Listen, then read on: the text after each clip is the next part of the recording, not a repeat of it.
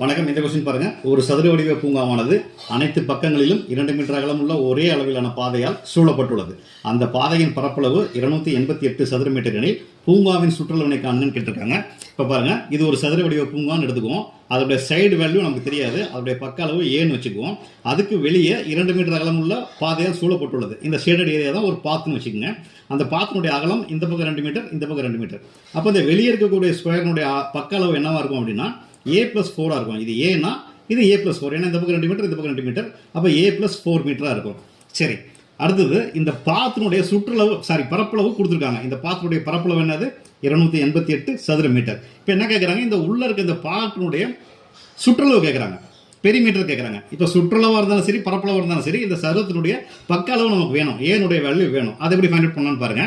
இப்போ இந்த பெரிய ஸ்கொயர் இருக்கு இல்லையா, அதனுடைய பரப்பளவுல இருந்து இந்த சின்ன ஸ்கொயருடைய பரப்பளவு கழிச்சோம்னா அதுதான் இந்த பாத்தினுடைய பரப்பளவு. அந்த பாத்தினுடைய பரப்பளவு நமக்கு இங்கே கொடுத்துருக்காங்க.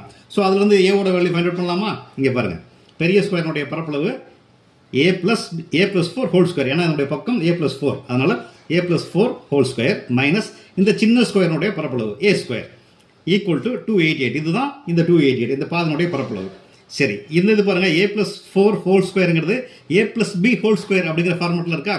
அப்போ அதை எக்ஸ்பேண்ட் பண்ணி எழுதுனா A square plus B square, பிங்கிறது இங்கே 4, B ஸ்கொயர் மைனஸ் 2AB. ஓகேவா? 2AB. ஆல்ரெடி இங்கே ஒரு A ஸ்கொயர் இருக்குது. இப்போ இதில் இந்த ப்ளஸ் A ஸ்கொயரையும் மைனஸ் A ஸ்கொயரையும் கேன்சல் ஆயிருமா? ஸோ பேலன்ஸ் இருக்கிறது நமக்கு 4 square minus 2AB equal to 288. இப்போ 4 ஸ்கொயருடைய வேல்யூ 16. இந்த 2A இன்ட்டு 4ங்கிறது 8A. 16 minus 8A equal to 288. இதில் வந்து இது 8A மட்டும் வேணும்னு வச்சுக்கோங்க. இந்த 16 அந்த பக்கம் கொண்டு போகலாமா? So 8A equal to 288 minus 16. 8A equal to 272. இந்த 282 16 கழிச்சோம்னா 272. இங்கே பாருங்க, 8A வேல்யூ 272. நமக்கு இந்த சதுரத்தினுடைய சுற்றளவு தான் வேணும். சுற்றளவுக்கான ஃபார்முலா 4A. அப்போ 8A வேல்யூ 272னா 4A வேல்யூ இதில் பாதி இருக்கும். இதை 2ஆல் வகுத்தோம்னா நமக்கு 136 மீட்டர். D answer.